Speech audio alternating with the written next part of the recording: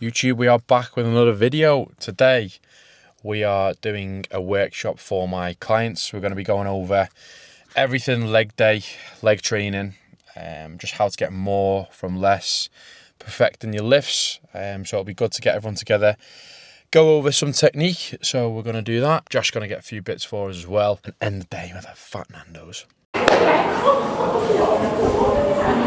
Right guys, nice one for coming. So today, obviously, we're just going to keep it quite casual, because I know obviously most of us getting stuck into your training programs and be going over like the small technique bits that we can kind of pay more attention to when you are doing your sessions, so you'll feel stuff a little bit better. And like obviously one of the main cues I put in the description today was how to get more from less. And essentially to do that, that comes down to understanding your anatomy, how to position yourself on certain exercises, whether it be machines, barbell, dumbbells, stuff like that. So we're going to go over that today. I know obviously people are training in the gym anyway, so we're going to try and work our way round machines, just what we can get on, and then I'm going to put a few guys to failure, just so we can get an idea of what it's like intensity-wise to train to. But that'll only be on one or two machines. Most of it is just going to be technique-wise and stuff like that. So we're going to do a little warm-up first, just to get the legs firing, and then we're going to go over some stuff to do with line of force and technique and things like that. Okay, so what we're going to do for your warm-up, I'm going to put 90 seconds on the clock, and we're going to do just squats as many times around as you can, just consistent squatting, up and down. We'll all grab a kettlebell each, so just one light kettlebell.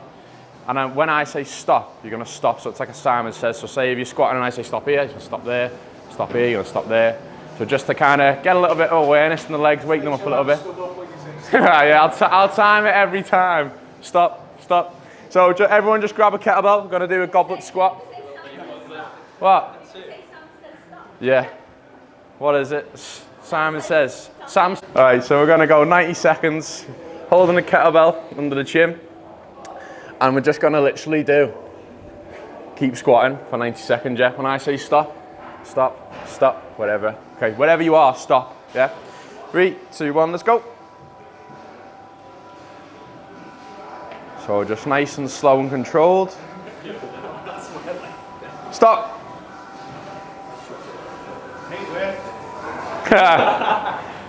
Okay, let's go. Keep the chest up. Ass to grass. Go. Stop. Go. Stop. Go. Got 30 seconds left. Stop. Go. Go. Stop. Go. And time, nice. Sound. 90 seconds. So like what that's doing is basically like sending signals from your brain to your quads going, right, this is what you're supposed to be feeling. And essentially you'd want to be able to do that in every single lift that you do. So say if someone struggled to feel a leg muscle, whether it be like RDL or something like that, sometimes I'd get people to stop in any type of position so they can feel that muscle working in an exercise, if that makes sense. So what I want to do now, I want everyone to I want to use an example. So, G, I want to use you. You got it. So what we're going to go over is lines of force and opposing force in terms of how that can affect where you are on a squat. So G, if you come just round here. So I want everyone to kind of get round, G. So the kettlebell, let's say if you just do that squat again, mate. I want you to go side on for us, please. So everyone can see him. We're gonna get into your squat stance. And then what I want you to do is just hold that kettlebell like nice and close to your chest. And then you can just come back up now, sorry. So essentially whenever Jake's like squatting, or say if he's doing any type of lunge or movement, RDL or anything like that, wherever the weight is where the line of force is going to be. So say for example, if he's squatting down now, that dumbbell is obviously just going to go in line with gravity. So the force is, say if you was to squat down now, mate. So So that dumbbell's pulling him down this way. Obviously that weight is well too light for Jake, but let's say for example he's got a bar on his back here. That barbell is going to be going right the way down through his quads here, if that makes sense. So yeah, come back up, mate. So whenever you're doing your squat or anything like that, depending on where you position your body, depends what type of muscle you're going to work. So let's say for example, if, you know, I want you to try and go when you hear me, or I'll just do it for example, because can everyone picture that in terms of the line going down that way? So let's say for example, if I'm doing a barbell squat here and I'm coming all the way down. So say if I'm in this position here, it's going to go right the way through my quads, and the opposing force is going to come from the middle of my foot. That's where it's going to meet, coming up. But say for example, if I was to push my hips back this way, can someone tell me what muscle that's going to work more now, quads or glutes? Glutes. Because if you see, like again, where that line is, my glutes are a lot further away from that line than my quads are. But then if I was to do this, see how my knee has crossed that line a little bit more now. So that means that that's probably going to bias my quads a little bit more. So that's where your form is going to play a big part into leg presses, squats, RDLs, and obviously we're going to do live examples of that today. So yeah, I just thought I would, Alex, you can be my demo for this one. So here we're thinking again about the line of force, because ultimately wherever that weight travels, that's going to dictate what muscles we use again. So I think a big problem that people use when they do RDLs is that they won't get enough hip hinge, and they'll eventually start to round the lower back a little bit more, which obviously is going to bias this rather than this and this. So whenever you are doing your RDLs again, the way the barbell's going, if you come down, directly down to the ground, and obviously Alex's hips are here, the line of force is here. So her glutes and her hamstrings are going to have to do the most work again. Sorry mate, are you? Yeah, sorry mate. So that's what's going to challenge, going to travel downwards rather than a spine being neutral, if that makes sense. So it's only a soft bend in the knee, and it's more hips driving back that way. Okay. So groups wise, we're going to practice this one. We're going to do about people are there. Sometimes it's like just a mindset default. The knees will start bending down. So if you look where Jake is here. Yeah, so you really want to exaggerate barbells traveling. I want this bar to be basically touching your leg the whole way down. Yeah, and then come up. Just because the further that bar is away from your body, the more your lower back's going to pinch to kind of bring it back to the center line. So again, if you think about where like Jake's getting his balance now, it's through the middle of his foot. So basically, to get the most benefit out of an exercise like this, you want to meet the opposing forces together. So say if Jake was to do his RDL, but if you used to go in front of your toes there, like bring the bar away from your body, now his lower back is going mad. A lot more. Yeah, and that's just because the line of force is here, but Jake's balance and his center of mass is coming from his foot there. So when it does that, his lower back's going, shit, bring it back to the center. Do you know what I mean? So like, you've got to try and meet it in the opposite direction to feel the muscle we're trying to work, if that makes sense. So try that again. So have a little bend in the knee, and you want to try and move your hips as far back as you can so you can meet it in the middle of your foot. Yeah, that's it. Yeah? And just go for 5 again there, lad. Yeah, that's better.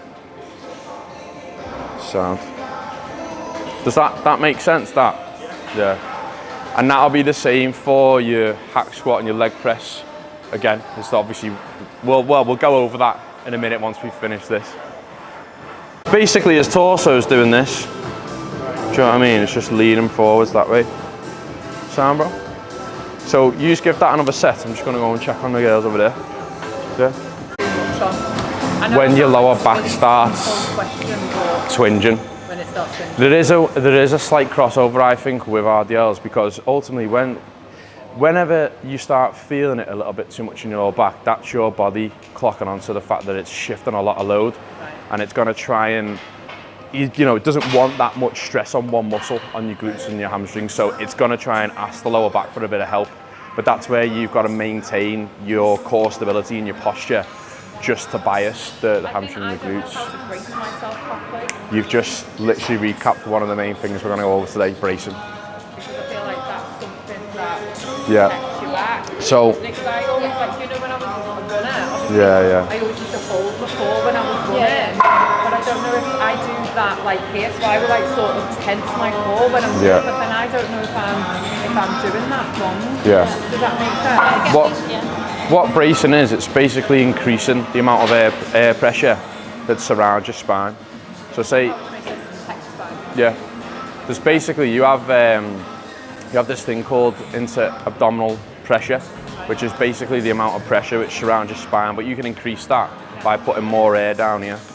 So in order to do that, basically what I'd say to people is a bit mad, but you want to basically take a huge breath in, so it's like a, and then when you're there, it's about holding it and squeezing. So if I was, Squeezing every time I do a breath. every time, yeah, Hold and squeeze. yeah. What I like to say as well, like if you think of your ribs, you want to think about pulling your ribs down, and what that's going to do is tense your abs. I feel like I'm going to do a weight. No, that's it. So what to put this more bluntly, to put this more bluntly, sometimes I'll say to clients, imagine you're trying to force a massive poo out. Oh no, Yeah. I've had kids, I've pissed myself fighting that. There you go then. No problem right now. Yeah. Yeah, nice.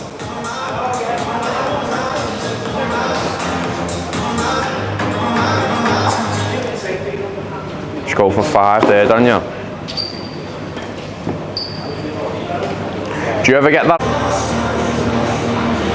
So, does that feel any different? Obviously it's only 40 kg, but like, does that feel any different when you're done that then? The of it now probably will benefit when I go heavier. I think Yeah. what you said about tension my leg, I felt it when I got down up here, I felt it more there. So like I could feel that more. Right, were you kind of overextending a little bit, going a bit too far? Oh yeah. So Like, that's as long as I remember to touch my skin with the bar, Yeah. that's like That's what I was saying to the lads. Again, like say if Alex was to bring that barbell away, her opposing force is coming through her foot here because that's what's her centre of mass, that's where she's balancing. Yeah, you saw it. Do you want to do it just with no weight first? Go on. He's all right over there. We're just going to go over this one point and then we'll go on hack squat. Yeah, so when she's here, obviously her centre of mass, which is basically keeping Alex stood up right now and giving her a balance, is coming from the middle of her foot. And say if she was to do an RDL here, the weight wants to go this way, but Alex is doing this. Do you know what I mean? Do you want to come up? Do you want to have a rest? So ultimately, whenever she's in that position, you're going to go back down and then go back that way. Her lower back now is compensating because it wants to bring the bar here instead of back there, if that makes sense. Yeah. So when she's here now though, and she's meeting it to the opposite direction of force, that's where her glute's gonna stretch. Yeah, because if you think like that's pulling me this way, Yeah. and then if you do that, See what I mean? Yeah. So she's gonna have a lot more stability when that bar is opposing that force, because her muscles are gonna, well, her core is gonna have to work overtime if the bar's here. Do you know what I mean? Her core is gonna have to hold that there rather than being here. I can actually visually see how it shifts. Yeah. It's the exact same format because obviously when we're thinking about sort of lines of force, this hack squat is only going one way. So the line of force is like, this is on a Smith machine. So there's 2 metal bolts up here where it slides up and down. So essentially wherever the weight goes, that's the way the force is going. So the opposing force again is where the middle of my foot is. So when we were talking about squat position before, say if I was on the hack squat and I wanted to challenge my quads a little bit more here, Where do you think my feet are going to be on this pad? Are they going to be higher or lower? Not you. We've got lower, we've got lower, we've got higher. Oh. No, I said higher. You said higher. I said higher. You said lower. Higher. Lower. Just because, say if I'm here, which is higher, again, think about the way this is going. Force is going this way, yeah? So now it's gonna be a little bit more glutey, just because that's opposite, that's in line with my glutes a little bit more here. Whereas say if I was to come a little bit lower, now my quads are much further away from this line of force. So they've got to work overtime to then come back up. So whenever you think about trying to challenge your quads a little bit more, you want to think a lot more knee bend, because ultimately, like my quad, the job of the quad is just to flex and extend the knee. That's what the quad does. So say if I'm a little bit further up here, my quad doesn't have to bend as much. Well, depending on how much depth you get on this, do you know what I mean? Because say if I was to come to here, this would be my glutes and my hamstrings, but if I was down here, again, this is a little bit more quaddy. Everyone's different on this though, because the main thing that's going to contribute to this is obviously your hip and your ankle mobility. So what we might find on, say, for a leg press or a hack squat, is when someone comes down, they might start raising the heels off like this. So you want to try and find a happy medium with this, because you don't want that to happen. Ultimately, you're going to lose a little bit of stability. So you want to try and get as low as you can, but again, where you can drive through 3 points: your ankle, your big toe, and your little toe. You want that to be as flat as you can, yeah? So we're gonna take some turns on this one. Go back onto that pad and keep it stable. So from here now, we're just gonna go down nice and slow. Yeah. Nice. That's good, that. Go for 5 more reps for us there. That's it. Can you get any lower than that? Yeah, there we go. Nice. This. What's that? Was that on the hook? Yeah, you're good, you're good. How's that? All right, actually, yeah, this is a bit scary. She knows Yeah. It's already coming off this machine here. Like, I can fit my hand through here. So what you want to do is just tilt the hips forwards this way. And again, when we're thinking about lines of force coming down, this is going to come right through my feet here, yeah? So what we're going to do is feet just outside shoulder width apart. You're going to tuck the pelvis so that lower back is staying on the pad. And then we're going to come down nice and slow and drive up from there. Yeah? I'm going to give it a go. Get lower than that. You can get lower than that. Go on, a bit lower, bit lower, bit lower, bit lower. There we go. Yeah, see the difference that makes when you go a bit lower? It's unbelievable. Yeah, so keep going, keep going, keep going, keep going, and drive. Nice. We're going to go for 5 more here. Yeah? That's it. Nice. 1. That's it. 2. Good. Drive. 3. 2 more. Nice. 4. 1 more. Yeah. Lovely. Lovely. Sound. That was failure. Oh, that wasn't a failure. 10 to 15, 3-second decline. So 1, 2, 3. Yeah? Do I have to pause as well? Yeah, pause at the bottom. You just want to feel in control the whole time. Do you remember me doing the Simon Says game over there? Yeah? Okay. Nice and a bit further down for me. Down, down, down, down. Yeah, there we go. 2. Keep the soft bend in the knee. Drive. 3. Straight back down. 3. Good. 4. Good. Keep going. It's getting a little bit faster now, so yeah, just remember to stay in control. 3. 4. 1, 2, 3. 5. 1, 2, 3. 6. Keep going. 1, 2. Oh, bit fast, bit fast. Drive. 7. Ready? 1, 2, 3. 3, 8. 1, 2, 3, 9. Good, keep going. 1, 13. Come on, 2 more. 1, 2, 3, 14. Come on, just keep going. 1, 2, 3, 15. Get 2 more. Come on, 2 more. Come on, 2 more. Come on. 1, 2. Keep the same speed. 1 more. 1 more. 1, 2, 3. Up. Nice.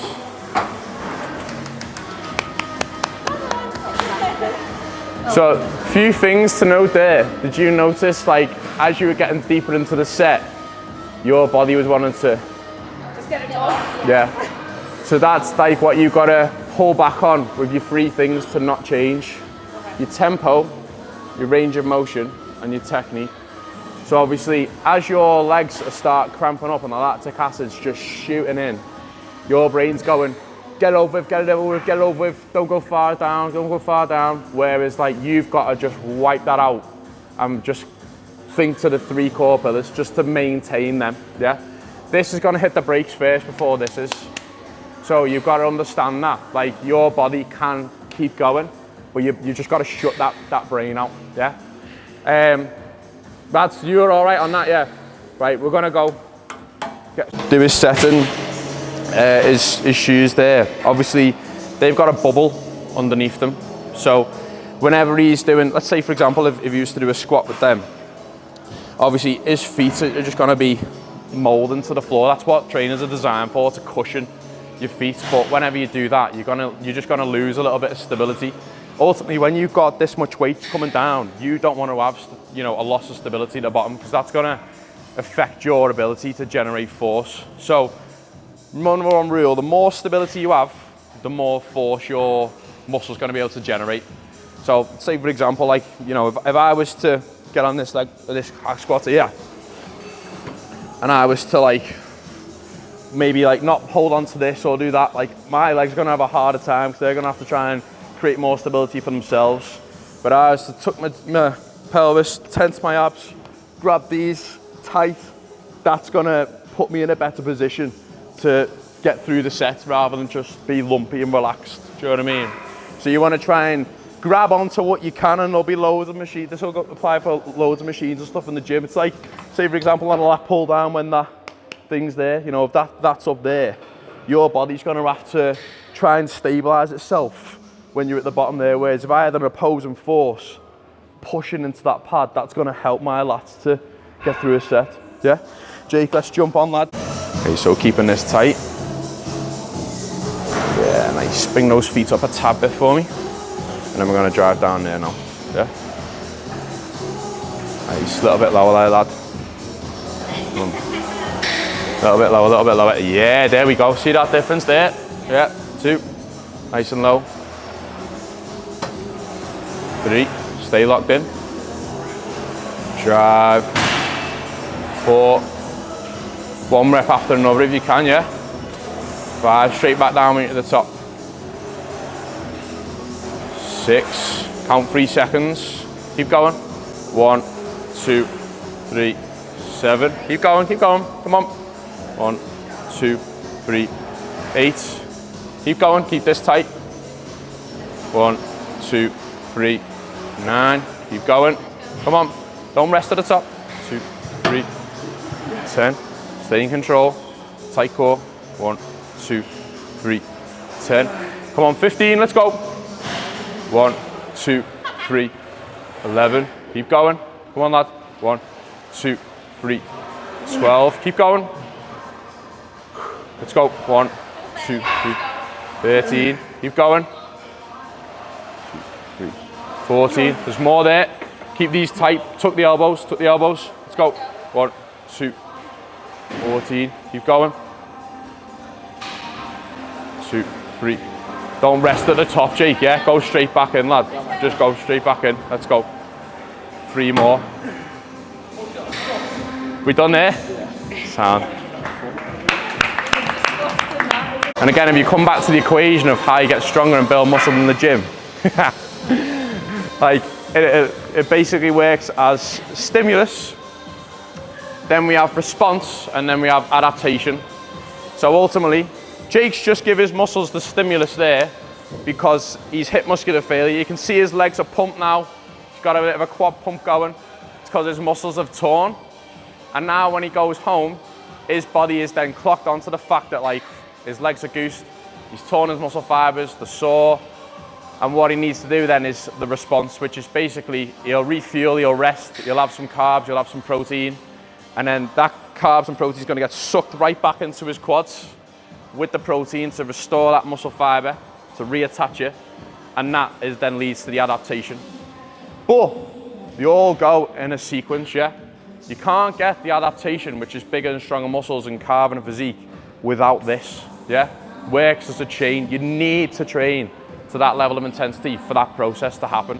And ultimately, like, if you can train like that more frequently, you're gonna get more response and more adaptation, which is faster progress. Does that make sense? Yeah? Okay, keep going, let's go, Graham. 16, keep going, get to 20, come on. 17, pay attention to his face, everyone. 19, is that? Drive, keep going, there's more. Up, 4 more, come on. Drive, 1, come on, push, come on, 2 more, let's go. Drive, 1 more, let's go. Push. Go on, lock it there, mate. You said 1 more, but we got 5 more out of him. See what I mean? So like, he probably mentally checked out of 15 reps then, but we got another 10 reps out of him. And I reckon you could have done about 3 more. I reckon. Yeah? See what I mean? So that's, most of the time when I say to people about train to failure, I'll always say, right, imagine what you think failure is, plus about 5. So we want to look about, you could see the expression in your face, we could see the reps starting to slow down. They're all the right signs, but you want to lean into them signs when you start getting them in the set, yeah? You don't want to be finishing at 15 there and just look the same. Yeah, the breath's going, heart rate's going. You know what I mean? That's what you want to chase to get that response that we're shooting for to build muscle. That makes sense, yeah? So this is what I'll say for this one. I'm glad you asked that. Obviously, comes down to rep ranges. So let's say, for example, if your rep range on this was like a 10 to 12, you want to be picking a weight where you're going to feel like that between those two numbers. So obviously this is independent for everyone's program. Someone might have a 10 to 15 on this, or a 10 to 12, or a 6 to 8. But obviously, if I wanted to fail at like 8 reps and get to that feeling, obviously we'd need to stack that up a lot more, like in order to hit that feeling, if that makes sense. So the way I'd say to this, let's say for example, if you had a set of 10 and you done, 10 reps on your first set, but you're not feeling like you are now, then I would add another 5 kg or another 20, or another 10 kg, so you can get to that feeling, if that makes sense. Yeah. Does that make sense? Yeah. So that's where the biggest thing, as I said, is like having a little reflection after every set and asking, was that my limit there? Do you know what I mean? And obviously for you, like, obviously we'd put that weight up again there, because you probably could have got 3 more. Do you know what I mean? It's just, we'll have 3 more. Up, come on. Drive. 1, 2 more, 2 more. Up. 1 more. Come on. Up. Oh, 1 more, go on, a bit more. Yeah, nice. And we'll do a lot of your leg training for. Did anyone have any specific leg exercises they wanted to go over today? So obviously we haven't covered Bulgarians or split squats or glute drive.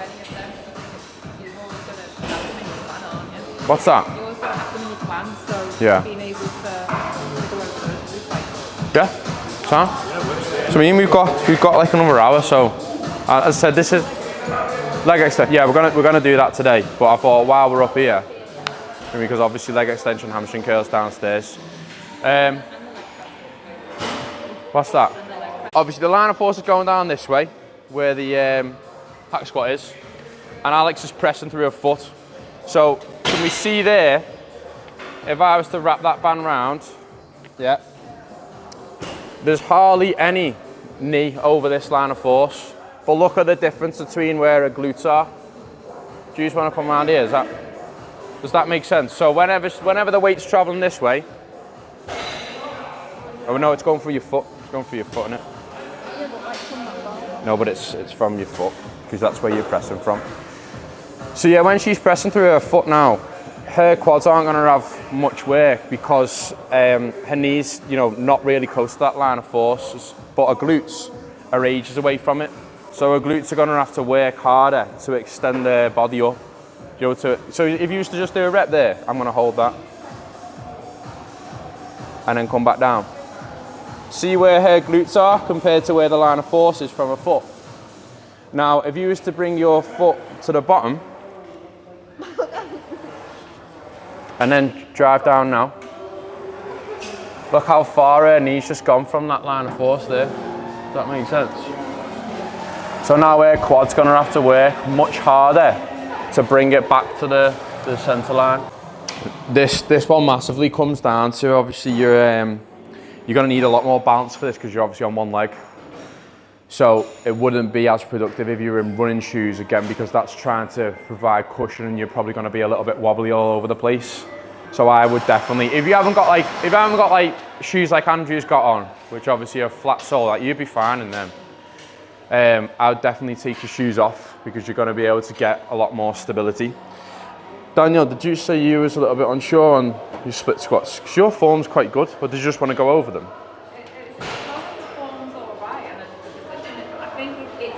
Whenever you get into a position where your legs are like this, your reps are starting to slow down. That's the feeling that you're trying to chase, like you were on hack squat before.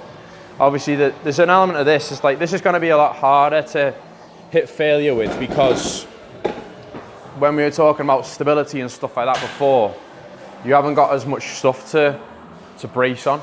So you're going to have to rely on your core a lot more. So when you're here, obviously, you know, you can't hold on to anything really unless, like, you know, unless you were really struggling. You could use like a squat rack or something like that, or a bar to hold on to. But here, obviously, this is going to rely a lot more on your core stability. So what we were talking about before about bracing is going to be huge on this because whenever you brace with your core, that's like your body giving you more stability basically, rather than being relaxed. So essentially, you can do an exercise for this. So if everyone like puts the hands on the hips like this, if you was to like breathe in and then breathe out and try and push your belly outwards and you tense your core. So breathe in, breathe out, tense. Can you feel like your stomach kind of push that way?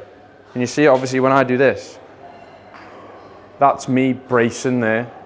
So you're essentially chasing that feeling. It's not a comfortable feeling.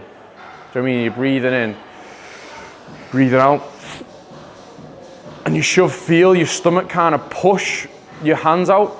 So whenever you feel that push out, you want to don't breathe out when you get to that, yeah, because that's your core creating more pressure that's going to surround your spine, if that makes sense. It's like what do you do for work, Graham? What do you do for work? Work on a saw, You cut wood. yeah, bending down to pallets and up and down. Sound. So like, you know, if I was to come into your job and try and do what you do, like my brain would not have a fucking clue how to cut wood precisely or anything like that. And you've not done Bulgarians as much as say if I would have been doing these for like 10 years. So automatically I'm not even thinking about where my foot or anything like that needs to go. I just literally just go poof and just do it. But whenever you just come into like a new exercise, you're kind of training your brain where to position your body straight away. So you have what's called your central nervous system, which is up here, and you have all your muscular system, which is everywhere else. And obviously your central nervous system is telling your body where to put your legs, where you know to do this, this, and this. And as you do an exercise more frequently, whether it be in your program and you're doing it every single week, your brain's not gonna, you know, over time at the start, your brain's gonna go like, right, make sure you bring your leg back here. That foot wants to be there, this leg wants to be there. You know, you want to relax this back leg, come back down, but then after a while, when you start doing it and doing it and doing it, it just becomes more natural because that connection between the brain and the muscle has got stronger, if that makes sense.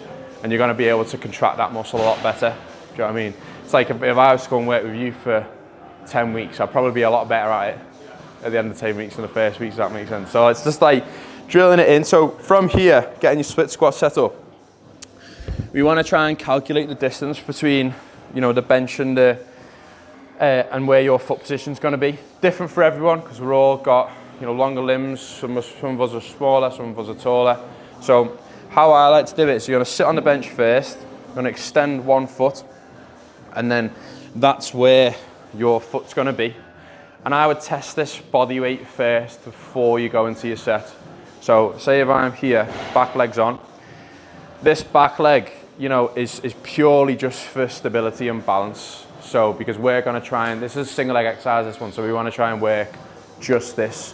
Whereas some people, especially when it gets hard, and obviously you start feeling those symptoms like you did on a hack squat before, your brain doesn't want that, remember, it's like shit, like I just want to relax and chill. So it's going to do whatever it can to get out of that. So this is where you've got to take over now, you've got to be the driver. So ultimately, like when we start coming down, you want to basically, quote unquote, switch this back leg off. This is just kind of going to mold, it's just going to mold into the bench, yeah? It's just wrapping around the bench basically, it's just there for a bit of balance. So I'm just thinking about this lead leg here, coming down and coming up. Problem which most people have and fall into the trap of is as this front leg starts fatiguing, the back leg's gonna go, well, we should probably help that left leg there, he's tiring. So they're gonna push on this back leg to try and help it up. You wanna avoid that at all costs because we're trying to put as much stress on this lead leg as we can. So ultimately, like in terms of form wise, we'll do a few reps first of body weight. Once we've found the good distance from the bench, back leg's coming on. And again, we're thinking about kind of dipping down in a straight line. So sometimes people on this, they come back this way, kind of almost like a diagonal. We want to think about going straight down. So basically dropping the knee to the ground. So when you're here, dropping the knee down, coming up, and we want to be finishing at like this 90-degree angle with the leg. Yeah? Does that make sense? Does anyone want to have a go with it? Yeah, I can feel that quad on. I can feel it. So try your best as you can to relax it. Yeah, there you go. Yeah. Can you come down a bit further down? Yeah. So imagine, here's a target. So I want you to try and touch your calf to your hamstring here. Yeah? So try and push back a little bit more for me. John, a little breather first. So come a bit more forward. That's it. And I want you to try and touch this to this. Yeah, that's sound. That's sound. So, can anyone tell me here if he's going to work his quads more or his glutes more? rotating. Well, let's go. Let's go a bit further back. I'm quite mobile on the hips, so Your ankle mobility to a lot more quad. Yeah. Well, that's that's decently even. Like if I was to go a bit further back, now it's a lot more quad. Yeah. But that's because, like, again, this is where everyone's different. You've got to find what's right for you, because I've got quite good mobility in my hips and ankles. Obviously, I've been doing Bulgarians for ages. So when I'm here, that is quite a harsh angle from my foot to, from my Achilles to my ankle there. Can you see that?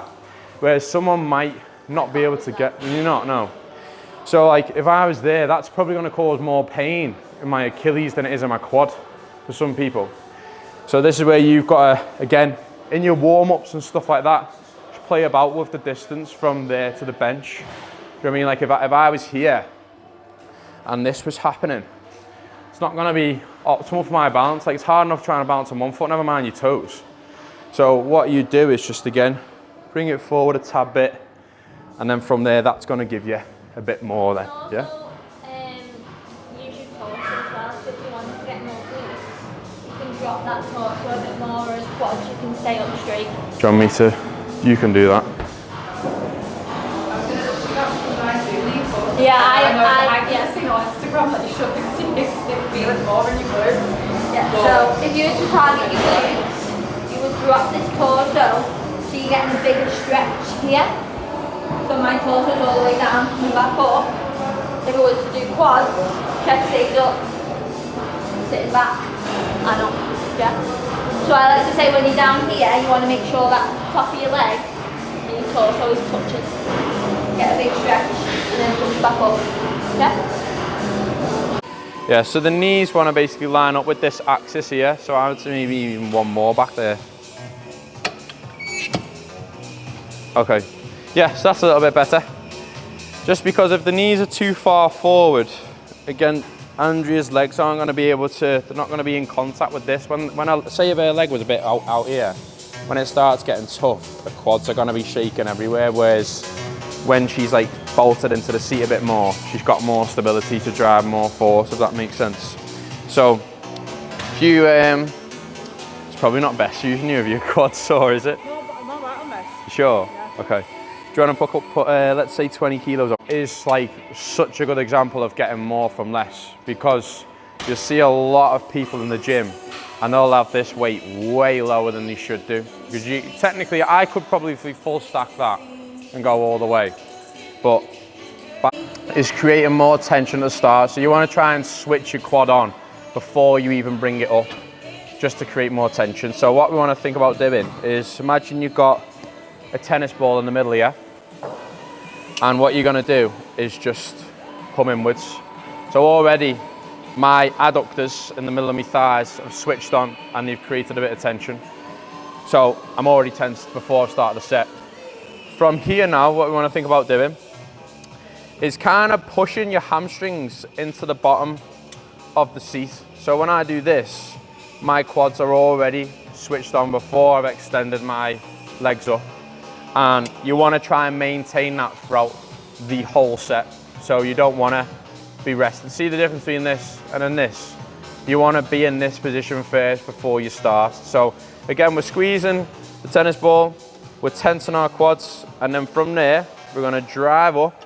This one is all about time under tension. So we really want to take this slow. A lot of the time people go poof, and they'll see a lot of momentum. This is easy. You know what I mean? I couldn't be here all day, but take that back. But it would take me a lot, like more reps to get to the point I want to get to, which is the feeling upstairs. So we're going to come in, we're going to switch the quads on, we're going to go slow, squeeze hard, and then we're going to come down slow again. Come up, squeeze, down slow.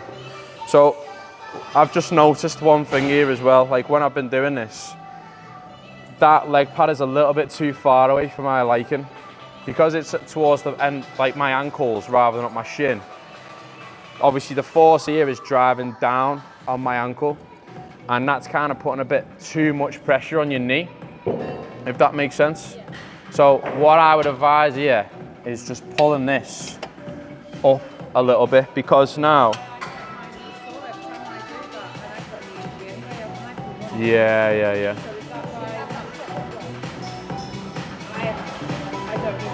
Say if I was to bring that, well that's on the highest one now, but say if I was to bring that up, can you come around the side, Danielle, so I can explain this to you, because it'll be easier to show you.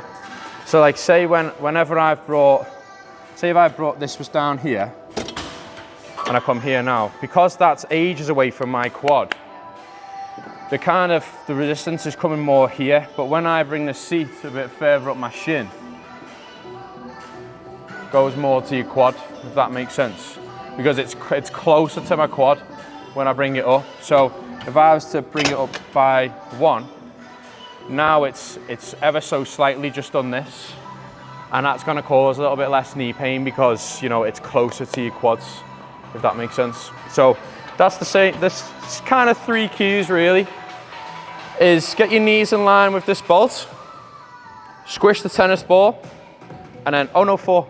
Squish the tennis ball, tense the quads on first, and then well, before, messed that order up, didn't I? Get the knee in line, pull this up, then squish the tennis ball, then switch the quads on, and then come up and squeeze. Yeah? Get those 4 steps right first before you start your set. Yeah?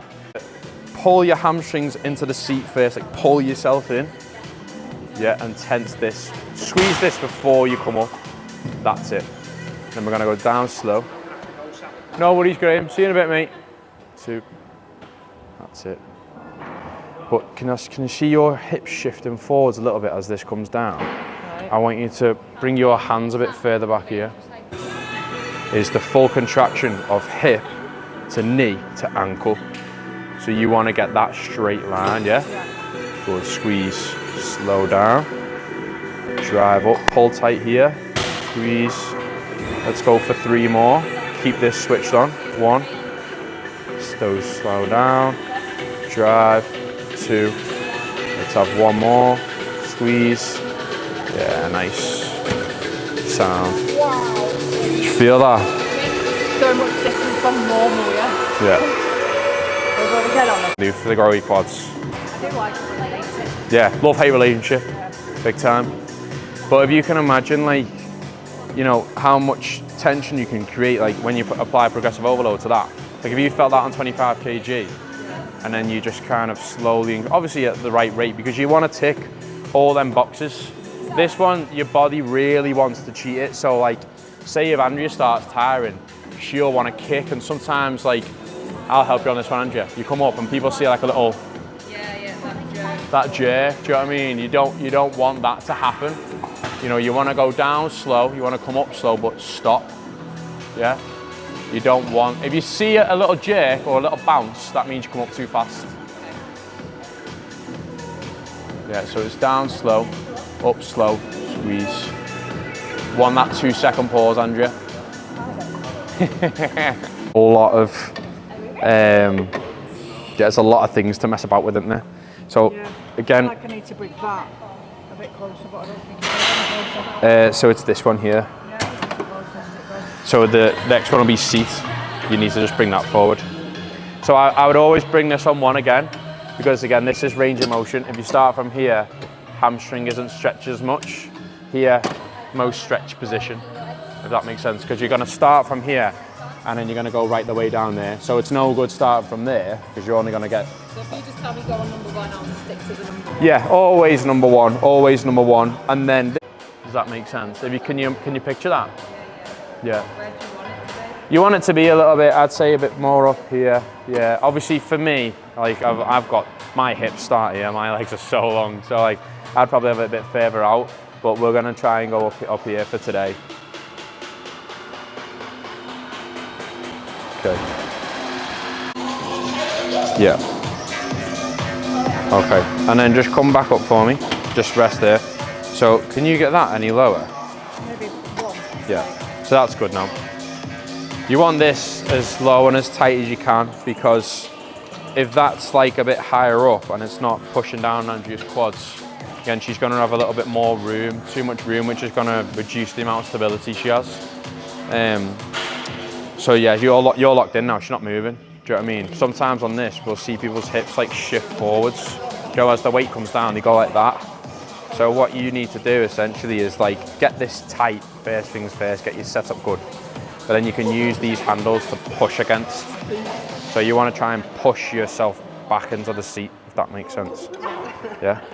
Most people slip up with it here. It's like, say if they're there, now it's to bring this back. They'll start going like this, where they'll, do you know what I mean? The hips will shift back that way. So you want to try and push yourself back, push in, and not move at all. Yeah, so again, you say like the hamstrings are like the bicep of the leg. So you want to try and get a big stretch and squeeze on this. So you're going to come all the way up, come down, squeeze hard at the bottom. This is the hardest at the bottom, so you want to try and spend more time at the bottom. You want to spend more time at the top over there, so that's where your quads are going to squeeze. When you're here, this is my hamstring lengthening. It's stretching. So you're going to control that, you're going to come down slow, because I know my hamstring's doing this. Then it's tight down here. Spend 2 to 3 seconds there, and then you're going to come back up. Yeah? Okay. Go and have a go, Daniel. To 20 plate. What? Stop trying to make it a habit. Yeah. Ready? Let's get into position, let's go.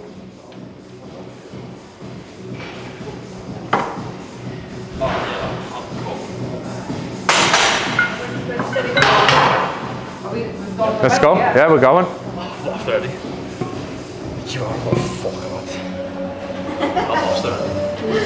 Mental game.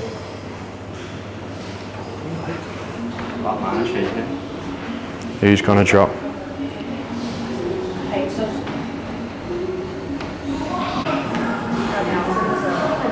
Danielle's locked in. Don't force it on that quad. 3 left. Oh!